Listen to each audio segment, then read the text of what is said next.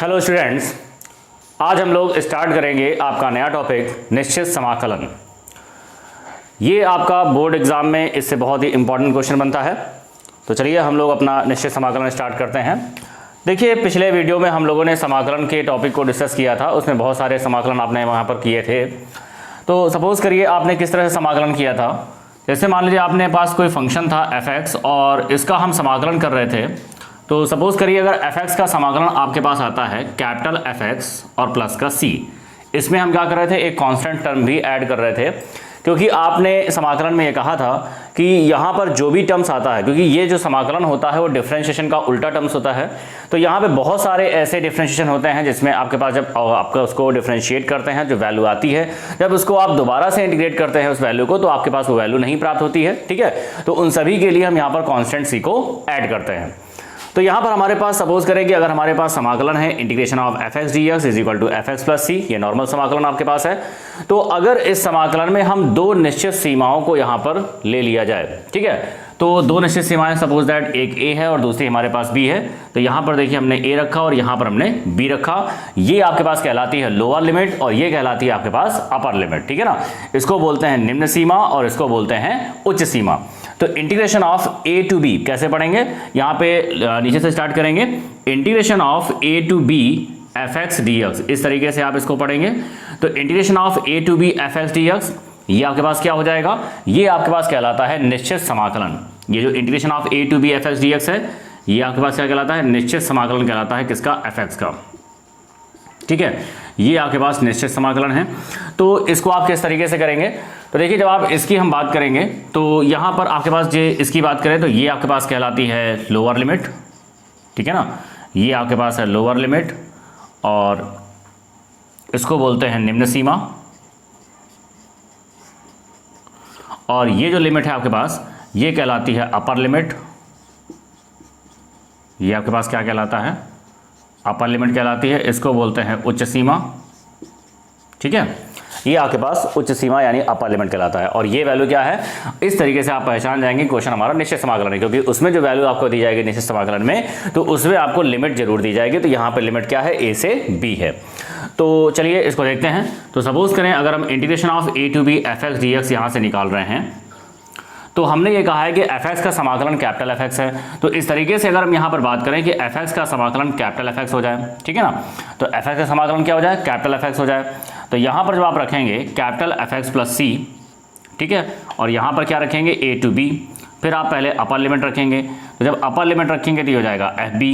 ठीक है ना, पहले आप अपर लिमिट क्या रखेंगे, अपर लिमिट b है, तो जहाँ पर x है वहाँ पर b रख दीजिए इस पूरे वाले में, तो fb हो जाएगा, माइनस का c हो जाएगा। फिर इसके बाद में माइनस करके आप क्या रखेंगे, लोअर लिमिट को रखेंगे। तो लोअर लिमिट हमारे पास a है, पूरी वैल्यू को आप fa रख दीजिए, तो ये हो जाएगा fa और प्लस का c। जब आप इस ब्रैकेट को ओपन करेंगे तो देखिए ब्रैकेट को ओपन करने पर क्या मिल रहा है, ये हो जाएगा fb माइनस का c और ये हो जाएगा माइनस का fa और माइनस का c। तो ये देखिए आपके पास क्या हो गया, ये प्लस का c था, तो ये देखिए माइनस c से प्लस c कैंसिल आउट हो गया और यहाँ से वैल्यू आ रही है fb माइनस का fa। तो आप देख सकते हैं कि जब आप f(x) का समाकलन करेंगे तो उसमें कोई भी कांस्टेंट टर्म नहीं आ रहा है। और इसमें आप ऐसा ही करेंगे, ध्यान रखिएगा इस चीज़ में कि जब भी आप f(x) का समाकलन यानी किसी भी फंक्शन का आप समाकलन करेंगे तो इसमें कांस्टेंट सी आपको ऐड नहीं करना है, क्योंकि ये आपके पास एक निश्चित वैल्यू को देता है। ठीक है, इसीलिए इसमें सीमा यहाँ पर है। तो आप जब भी समाकलन करेंगे तो इसमें आपके पास एक निश्चित वैल्यू देता है, तो इसमें कॉन्स्टेंट सी को ऐड नहीं किया जाएगा। तो चलिए हम एक छोटा सा क्वेश्चन यहाँ पर डिस्कस करते हैं। सपोज करें हमारे पास है इंटीग्रेशन ऑफ 2 टू 3 e की पावर x dx। तो समाकलन के पूरे फार्मूले आपके पास पहले की तरह लगेंगे, केवल आपके पास यहाँ लिमिट्स की वैल्यू बढ़ रही है। तो देखिए क्या दिया गया है, इंटीग्रेशन ऑफ 2 टू 3 e की पावर x dx। तो जल्दी से बताइए e की पावर x का समाकलन, तो e की पावर x का समाकलन होता है e की पावर x। तो ये e की पावर x का समाकलन हो गया e की पावर x। लिमिट हमारे पास क्या है, 2 टू 3।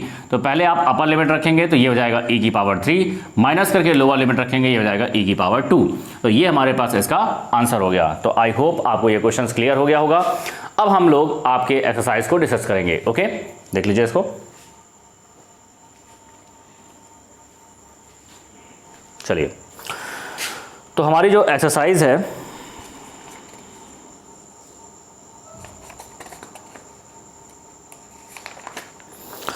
हमारी एक्सरसाइज है 7u। यहाँ से हमारे पास स्टार्टिंग होती है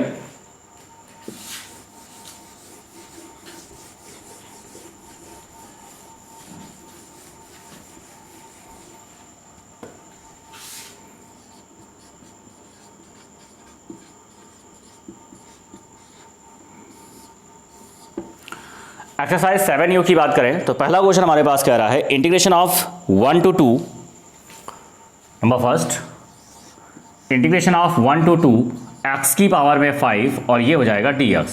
तो सबसे पहले आपको ये करना है कि यहाँ पर ये देखना है कि आपका समाकलन जो बन रहा है वो क्या, देखिए x की पावर 5 का बन रहा है। तो जल्दी से देखिए x की पावर 5 का समाकलन x की पावर n से देखेंगे तो x की पावर 5 का समाकलन हो जाएगा, देखिए x की पावर n का समाकलन क्या होता है आपके पास जब आप इस फार्मूले को लगाते हैं तो x की पावर में n+1 डिवाइड बाई n+1 और प्लस में c। लेकिन यहाँ पर जो हम समाकलन का यूज करेंगे तो कांस्टेंट c आपको नहीं रखना है, इस बात का ध्यान रखना है क्योंकि ये निश्चित समाकलन है। चलिए x की पावर 5 का समाकलन क्या होगा, x की पावर में 5+1 तो 5+1 क्या हो जाएगा 6, x की पावर 6/6 और लिमिट क्या है 1 से 2। तो चलिए 1/6 हमने बाहर कर लिया, ये हो जाएगा x की पावर 6, लिमिट हो जाएगी 1 से 2। तो चलिए पहले अपर लिमिट रखेंगे, तो अपर लिमिट रखेंगे तो ये हो जाएगा 2 की पावर 6, माइनस करके लोअर लिमिट रखेंगे तो ये हो जाएगा 1 की पावर में 6। तो यहाँ से वैल्यू आ जाएगी 1/6, ये हो जाएगा 2 की पावर 6 और 1 की पावर 6 वैल्यू आएगी 1। चलिए इसको सॉल्व करते हैं। जब इसको सॉल्व करेंगे तो ये हमारे पास क्या हो जाएगा, देखिए 2 की पावर 6, 2 की पावर 6 का मतलब हो जाएगा 2 का 6 बार गुणा, तो ये हो जाएगा 2 × 2 × 2, 2 दूना 4 दूना 8 और ये हो जाएगा 64 और 64, ये वैल्यू 64 आएगी, 64 में एक जाएगा 63, तो ये आ जाएगा 63/6। तो चलिए इसको कैंसिल आउट कर सकते हैं, तो 3 से कैंसिल हो रहा है तो 3 दूना 6 हो गया और ये हो जाएगा आपके पास 21। ठीक है, तो हमारे पास आंसर आ रहा है 21/2, ये इसका आंसर हो गया। तो आई होप ये क्वेश्चन आपको क्लियर हो गया होगा। आगे हम डिस्कस करेंगे क्वेश्चन नंबर 2 को, देख लें इसको।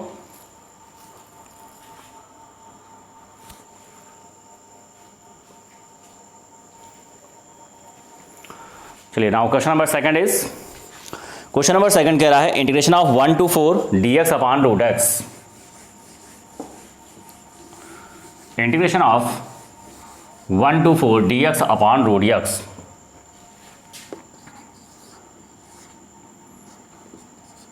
dx डिवाइड बाई आपके पास क्या है √x है, ये आपके पास वैल्यू यहाँ पर गिवन है। तो देखिए इसके लिए हम क्या कर रहे हैं, √x को हम ऊपर ले जा रहे हैं। √x का मतलब होता है x की पावर 1/2, ये जब ऊपर जाएगा अंश में तो x की पावर में -1/2। अब x की पावर -1/2 का समाकलन x की पावर n की तरह से करेंगे तो -1/2 + 1 कितना आ गया, x की पावर 1/2 डिवाइड बाई 1/2 और लिमिट आपके पास है 1 to 4। चलिए 2 को ऊपर ले गए, 2 हमने बाहर कर लिया, कांस्टेंट है, x की पावर में 1/2 और ये लिमिट हो जाएगी 1 to 4। पहले आप अपर लिमिट रखेंगे तो ये हो जाएगा 4 की पावर में 1/2 माइनस 1 की पावर में 1/2। तो चलिए 4 की पावर 1/2 का मतलब 4 का रूट लिया जा रहा है, तो इसका रूट क्या हो जाएगा 2 और 1 की पावर 1/2 1 हो जाएगा, 2 में से घटाएंगे 2 तो आंसर आएगा आपके पास 2। अब हम पता करेंगे क्वेश्चन नंबर 3 को देखेंगे। क्वेश्चन नंबर 3 कह रहा है इंटीग्रेशन ऑफ 1 to 4 dx/√x, ठीक है ना, ये आपके पास क्या है √x है। तो देखिए √x का मतलब होता है x की पावर 1/2 और क्यूब रूट का मतलब हो जाएगा x की पावर में 1/3, तो ये वैल्यू हो जाएगी x की पावर 1/3। इसको जब ऊपर ले जाएंगे समाकलन में तो ये हो जाएगा x की पावर में -1/3 और जब आप इसका समाकलन करेंगे तो -1/3 + 1 यानी वैल्यू आएगी 1 - 1/3। तो जब आप इसका समाकलन करेंगे तो वैल्यू आएगी x की पावर में, ये आपके पास हो जाएगा 2/3 डिवाइड बाई हो जाएगा 2/3 और लिमिट हमारे पास है 1 to 4। तो ये देखिए 3/2 हमारे पास बाहर हो गया, यहाँ से लिमिट हो जाएगी x की पावर 2/3, लिमिट हो जाएगा 1 to 4। पहले आप अपर लिमिट रखेंगे तो ये हो जाएगा 3/2, 4 की पावर में हो जाएगा 2/3 और -1 की पावर में आ जाएगा आपके पास 2/3। चलिए इसको जब आप कैलकुलेट करेंगे तो ये हमारे पास आएगा 3/2 और इसको आप बस इतना ही छोड़ सकते हैं और ये हो जाएगा 4 की पावर में 2/3 और माइनस का 1, ये हमारे पास इसका आंसर हो जाएगा। तो आई होप आपको ये क्वेश्चन क्लियर हो गया होगा। अब यहाँ पर देखिए इस क्वेश्चन में थोड़ा सा आपके पास क्या है, हो सकता है आंसर आपका मैच ना कर रहा हो तो यहाँ पर आप 0 कर लीजिएगा, क्योंकि आपके पास 0 से भी ये क्वेश्चन लगता है तो ये आपके पास 1 नहीं आएगा। तो इसी क्वेश्चन में अगर लिमिट 0 हो तो आप देख सकते हैं कि वो आपका क्वेश्चन क्या हो जाएगा। चलिए देख लेते हैं, अगर लिमिट 0 हो जाए तो लोअर लिमिट अगर 0 है तो क्या होगा, इंटीग्रेशन ऑफ 0 to 4 dx/√x, तो ये वैल्यू हो जाएगी इंटीग्रेशन ऑफ 0 to 4 x की पावर में -1/3 dx। जब आप इसका समाकलन करेंगे तो x की पावर में 2/3 डिवाइड बाई 2/3, लिमिट हमारे पास है 0 to 4। तो यहाँ से 3/2 हमारा बाहर हो गया और ये हो जाएगा x की पावर में 2/3, लिमिट 0 to 4 हो जाएगा। पहले आप अपर लिमिट रखेंगे, 4 की पावर में 2/3 और ये हो जाएगा 0। तो वैल्यू क्या आएगी 3/2 और 4 की पावर में 2/3। 4 की पावर 2/3 का मतलब हो जाएगा 2 का स्क्वायर और ये पावर में क्या है 2/3। तो यहाँ से वैल्यू हमारे पास आएगी 3/2 इंटू 2 की पावर में 4/3। इसको जब ऊपर ले जाएंगे तो 4/3 में जब आप 1 घटाओगे पावर -1 हो जाएगी। तो 4/3 में से 1 घटाएंगे तो वैल्यू आएगी 1/3, यानी ये जाएगा 3 इंटू 2 की पावर में 1/3। ये हमारे पास इसका आंसर हो जाएगा। तो आई होप आपको ये दोनों क्वेश्चंस क्लियर हो गए होंगे। अगर लिमिट 1 to 4 है तो ये आंसर आएगा, अगर लिमिट 0 to 4 है तो आपके पास ये आंसर आ जाएगा। ओके, आगे हम डिस्कस करेंगे क्वेश्चन नंबर 4 को। Now question number 4 is integration of 0 to π/2 cos square x dx। तो अभी आपके पास नॉर्मल क्वेश्चंस हैं जो कि फार्मूला बेस्ड क्वेश्चंस हैं। इसके बाद में आपको प्रतिस्थापन विधि का यूज करना होगा, ठीक है। तो चलिए 0 to π/2 cos square x dx आपको इसका समाकलन करना है। Integration of 0 to π/2 cos square x dx, इसका आपको समाकलन करना है। तो आप देख सकते हैं कि cos स्क्वायर एक्स का समाकलन हमारे पास नहीं है, तो इसको हम ट्रिग्नोमेट्रिकल फार्मूले से चेंज करेंगे। तो cos 2a का फार्मूला होता है 2 cos स्क्वायर एक्स माइनस का 1। तो यहाँ से जब आप cos स्क्वायर एक्स की वैल्यू निकालेंगे तो ये हो जाएगा 1 plus cos 2x divide by 2। इस वैल्यू को आप यहाँ पर रख दीजिए, तो ये हो जाएगा लिमिट में 0 से π/2 और यहाँ पर हो जाएगा 1 plus cos 2x divide by 2 और ये हो जाएगा dx। चलिए 1/2 कांस्टेंट है, इसको हमने बाहर कर लिया और इंटीग्रेशन ऑफ 0 to π/2 और ये हो जाएगा 1 प्लस cos ऑफ 2x। चलिए इसका समाकलन करेंगे। दो तरीके से समाकलन कर सकते हैं। इसका समाकलन अलग कर लीजिए, इसकी लिमिट निकाल लीजिए, इसका समाकलन अलग कर लीजिए प्लस करके, इसकी लिमिट अलग निकाल लीजिए, या पूरे का समाकलन करके होल पावर लिमिट आप निकाल सकते हैं।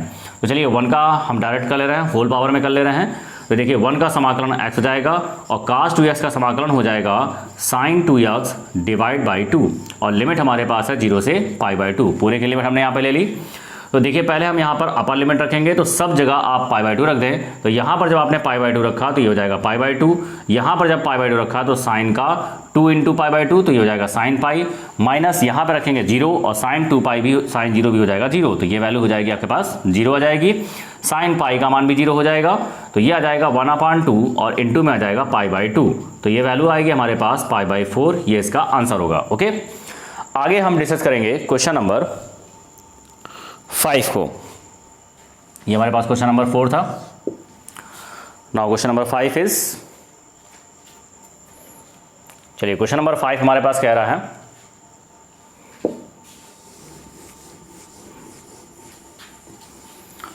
क्वेश्चन नंबर 5 कह रहा है integration of 1 to 3 dx upon x। Integration of 1 to 3 dx upon x। तो आप देख सकते हैं कि ये जो समाकलन बन रहा है वो log x का बन रहा है। 1/x का समाकलन होता है log x और लिमिट हमारे पास है 1 to 3। पहले आप अपर लिमिट लिखेंगे तो ये हो जाएगा log ऑफ 3, माइनस करके लोअर लिमिट रखेंगे तो ये हो जाएगा log ऑफ 1। तो आप इसमें प्रॉपर्टी लगा सकते हैं, log में 3/1 तो वैल्यू आ जाएगी log ऑफ 3। और वैसे भी ये निश्चित समाकलन है, निश्चित समाकलन में log 1 का मान आपके पास होता है 0। ओके, तो वैसे भी log 3 आ जाएगा। नेक्स्ट हम बात करेंगे integration of 0 to π/4 sec square x dx। Question number 6 is integration of 0 to π/4 sec square x dx। चलिए sec स्क्वायर एक्स का समाकलन देखते हैं। तो sec स्क्वायर एक्स का समाकलन हमारे पास होता है tan x, लिमिट हमारे पास है 0 से π/4। पहले आप अपर लिमिट रखेंगे तो ये हो जाएगा tan π/4 और माइनस करके लोअर लिमिट रखेंगे तो ये हो जाएगा tan 0। tan 45 अंश की मान की बात करें तो 1 हो जाएगा और tan 0 0 हो जाएगा, तो आंसर आएगा आपके पास 1। आगे हमारे पास कह रहा है क्वेश्चन नंबर 7। क्वेश्चन नंबर 7 कह रहा है 0 से π/2 sin x dx। 0 से π/2 sin x dx। तो चलिए sin x के समाकलन की बात करें तो sin x का समाकलन होता है माइनस का cos x, लिमिट हमारे पास है 0 से π/2। तो यहाँ से आप माइनस को बाहर करेंगे और ये हो जाएगा लिमिट में 0 से π/2। पहले आप अपर लिमिट को रखेंगे, तो जब आप यहाँ से अपर लिमिट रखेंगे तो यहाँ हो जाएगा cos π/2, लोअर लिमिट को रखेंगे तो ये हो जाएगा cos ऑफ 0। तो यहाँ से वैल्यू हमारे पास आएगी माइनस। cos 90 की बात करें तो cos 90 हमारे पास होता है 0, cos 0 की वैल्यू की बात करें तो ये होता है 1, तो वैल्यू आएगी यहाँ से आपके पास 1। तो ये हमारे पास क्वेश्चन नंबर 7 था। अब हम आगे डिस्कस करेंगे क्वेश्चन नंबर 8 को। तो चलिए क्वेश्चन नंबर 8 को देखते हैं।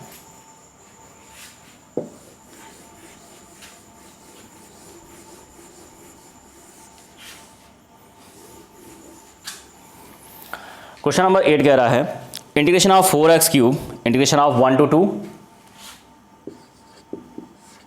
Integration of 1 to 2 4x cube, फिर हमारे पास दे रखा है माइनस का 5x स्क्वायर, माइनस का 5x स्क्वायर, फिर हमारे पास यहाँ पर है प्लस का 6x, प्लस का 6x और प्लस का 9। ये हमारे पास क्वेश्चंस है। तो इसमें देखिए आप अलग अलग यहाँ से इंटीग्रेशन कर सकते हैं और इसका लिमिट ले सकते हैं, या फिर आप सीधे पूरा इंटीग्रेशन करने के बाद सीधे टोटल आपके पास लिमिट भी ले सकते हैं। तो आपके पास दोनों ऑप्शंस हैं। तो देखिए अगर हम इसको अलग अलग करें तो 4 हमारे पास बाहर आ गया, इंटीग्रेशन करेंगे आप x क्यूब dx का, यहाँ पर -5 बाहर आ जाएगा, इंटीग्रेशन करेंगे 1 to 2 x स्क्वायर dx का, और यहाँ पर 6 आपके पास बाहर आ गया, इंटीग्रेशन करेंगे x dx का, और यहाँ पर 9 आपके पास कांस्टेंट है और ये हमारे पास 1 आ जाएगा, इंटीग्रेशन करेंगे 1 का। ठीक है, तो चलिए यहाँ से समाकलन करते हैं। x क्यूब के समाकलन की बात करें तो इसका समाकलन होता है x की पावर 4 डिवाइड बाई 4 और लिमिट आपके पास है 1 से 2। -5 x स्क्वायर की बात करें तो ये हो जाएगा x क्यूब अपॉन 3, लिमिट हमारे पास है 1 से 2। इसके बाद में जब x के समाकलन की बात करेंगे तो इसका समाकलन होता है x स्क्वायर बाई 2, लिमिट हमारे पास है 1 से 2, और 1 का समाकलन करेंगे तो ये हो जाएगा x, लिमिट हमारे पास है 1 से 2। चलिए 4 से 4 कैंसिल आउट हो गया, तो यहाँ वैल्यू बचेगी x की पावर 4 लिमिट 1 से 2 माइनस का 5/3 और यहाँ पर हो जाएगा x क्यूब लिमिट 1 से 2 है, यहाँ पर ये इससे कैंसिल आउट हो जाएगा, 3 आ जाएगा, और x स्क्वायर है और लिमिट आपके पास 1 से 2 ली जा रही है और ये 9 हो गया। इस पर आप पहले अपर लिमिट रख दीजिए माइनस करके लोअर लिमिट। चलिए यहाँ पर भी रखेंगे 2 की पावर 4 माइनस 1 की पावर 4 माइनस का 5/3, यहाँ हो जाएगा 2 का क्यूब माइनस 1 का क्यूब प्लस का 3, यहाँ हो जाएगा 2 का स्क्वायर माइनस 1 का स्क्वायर, और यहाँ पर आपके पास हो जाएगा 9। चलिए 2 की पावर 4 की बात करें तो 2 की पावर 4 का मतलब हो जाएगा 2 दूना 4, ये हो जाएगा 16, तो 16 और माइनस का 1, और ये हमारे पास आएगा माइनस का 5/3। 2 के क्यूब की बात करें तो ये हो जाएगा 8 और प्लस का 3, 2 का स्क्वायर हो जाएगा 4 माइनस का 1 प्लस का 9। 16 में से 1 घटाएंगे तो वैल्यू हमारे पास आ जाएगी 15। फिर यहाँ से आपके पास 8 में से 1 घटाएंगे तो ये आपके पास आ जाएगा 7, और 7 का 5 में गुणा करेंगे तो आएगा आपके पास 35 डिवाइड बाई 3, और प्लस का 4 में से 1 घटाएंगे तो वैल्यू आएगी 3, तो 3 × 3 कितना हो जाएगा 9, और प्लस का हो गया 9।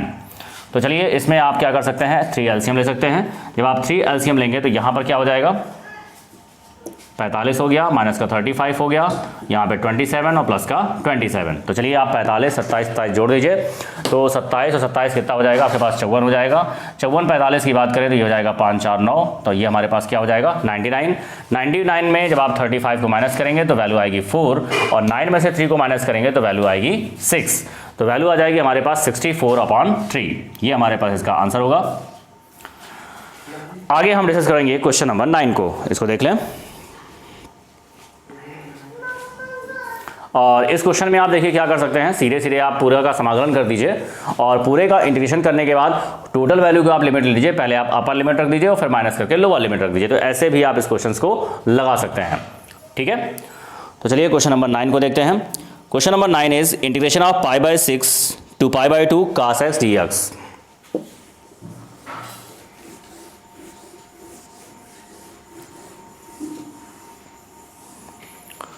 Integration of π/6 to π/2 cos x dx। सबसे पहले आप लोअर लिमिट को पढ़ते हैं, इस बात का ध्यान रखिएगा। इंटीग्रेशन ऑफ π/6 to π/2 और ये हमारे पास है cos x dx। चलिए cos x का समाकलन करेंगे हम यहाँ पर। तो cos x के समाकलन की बात करें तो cos x का समाकलन होता है हमारे पास sin x, लिमिट हमारे पास है π/6 से π/2। तो पहले आप रखेंगे अपर लिमिट, तो ये हो जाएगा sin का π/2, फिर माइनस करके लोअर लिमिट रखेंगे तो ये वैल्यू आएगी sin का π/6। sin 90 की बात करें तो वैल्यू होती है 1, और sin π/6 का मतलब होता है sin 30, और sin 30 की वैल्यू होती है 1/2। 1 से 1/2 को माइनस करेंगे तो आंसर आएगा 1/2। चलिए आगे हम देखते हैं क्वेश्चन नंबर 10 को। क्वेश्चन नंबर 10 हमारे पास कह रहा है इंटीग्रेशन ऑफ 4 to 5 e की power x dx। Integration of 4 to 5 e की पावर x dx। तो चलिए e की पावर x का समाकलन क्या होगा, e की पावर x हो जाएगा। लिमिट हमारे पास है 4 to 5, पहले आप अपर लिमिट रखेंगे, देन e की पावर 5 और लोअर लिमिट रखेंगे माइनस e की पावर 4। आप यहाँ से e की पावर 4 कॉमन भी ले सकते हैं। जब e की पावर 4 कॉमन लेंगे तो यहाँ से हो जाएगा e माइनस का 1। ये हमारे पास क्वेश्चन का आंसर हो गया। आगे हम देखेंगे क्वेश्चन नंबर 11 को। चलिए क्वेश्चन नंबर 11 हमारे पास क्या कह रहा है, integration of 0 to 1 integration of 0 to 1 dx upon 1 plus x square. अब आप देख सकते हैं ये जो समाकलन हमारे पास है, ये समाकलन हमारे पास है tan इनवर्स एक्स का, और लिमिट हमारे पास क्या है 0 से 1। पहले आप अपर लिमिट रखेंगे तो ये हो जाएगा tan इनवर्स 1, माइनस करके लोअर लिमिट रखेंगे तो ये हो जाएगा tan इनवर्स 0, और tan इनवर्स 1 जो होता है आपके पास π/4 का मान होता है, और tan इनवर्स 0 जो मान होता है वो 0 का होता है, तो आंसर आएगा हमारे पास π/4। अब हम आगे डिस्कस करेंगे क्वेश्चन नंबर 12 को।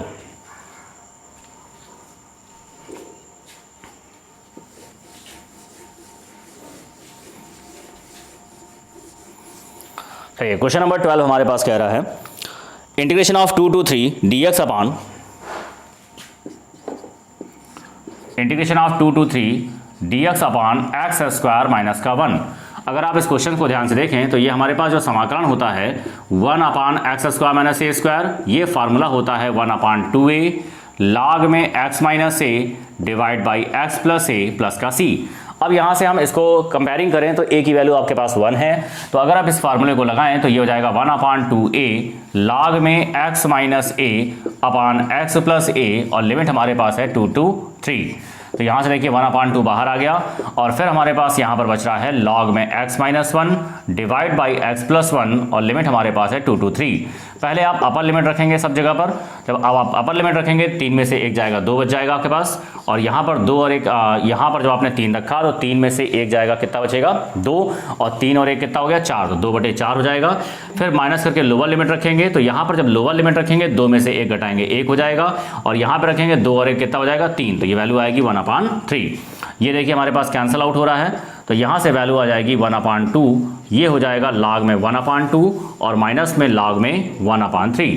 अब यहाँ पर जब आप प्रॉपर्टी लगाएंगे तो log में m अपॉन n, ठीक है ना, तो log m और अपॉन क्या हो जाएगा n, 3 चला जाएगा ऊपर, 2 आ जाएगा नीचे, तो वैल्यू आएगी 1 अपॉन 2 log में 3 अपॉन 2, ये इसका आंसर हो गया।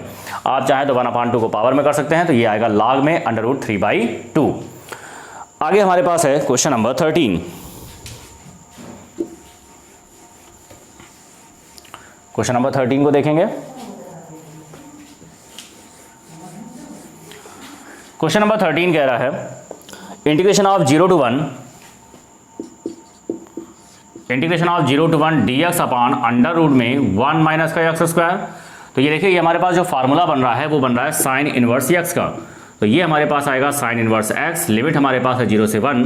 पहले आप अपर लिमिट रखेंगे तो ये हो जाएगा साइन इनवर्स 1, लोअर लिमिट रखेंगे तो माइनस का साइन इनवर्स 0, और साइन इनवर्स 1 मान होता है π/2 का, और साइन इनवर्स 0 होता है 0 का, तो आंसर आएगा हमारे पास π/2। आगे हम देखते हैं क्वेश्चन नंबर 14 को। Now question number 14 is integration of 0 to a dx upon x square plus का a स्क्वायर। तो यहाँ पर जब आप समाकलन देखेंगे तो आपके पास देखिए ये tan इनवर्स का बन रहा है, तो इसका फार्मूला होता है 1 upon a tan inverse x upon a, और लिमिट हमारे पास है 0 से a। 1 अपॉन a कांस्टेंट है, इसको बाहर कर लिया, और यहाँ पर लिखा tan inverse x upon a, और लिमिट 0 से a है। पहले आप अपर लिमिट रखेंगे, तो जब अपर लिमिट रखेंगे तो a अपॉन a 1 आ गया, और minus tan inverse 0 upon a हो जाएगा 0। tan इनवर्स 1 की बात करें तो tan इनवर्स 1 मान हमारे पास होता है π/4 का, tan इनवर्स 0 मान होता है 0 का, तो वैल्यू आएगी पाई अपॉन हो जाएगा 4a। ये हमारे पास का आंसर हो गया। आगे हम डिस्कस करेंगे क्वेश्चन नंबर 15 को। चलिए क्वेश्चन नंबर 15 देखते हैं। Now question number 15 is integration of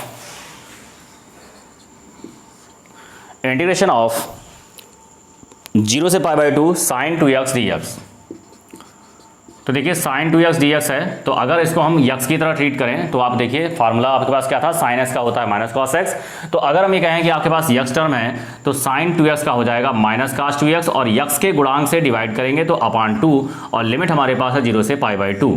constant जो है उसको हमने बाहर कर लिया, और यहाँ पर हो जाएगा cos 2x, लिमिट में हो जाएगा 0 से π/2। पहले आप अपर लिमिट रखेंगे, तो π/2 जब रखेंगे तो देखिए 2 से π/2 आपके पास 2 कैंसिल आउट हो जाएगा, वैल्यू आएगी cos π, और माइनस में हो जाएगा cos ऑफ 0।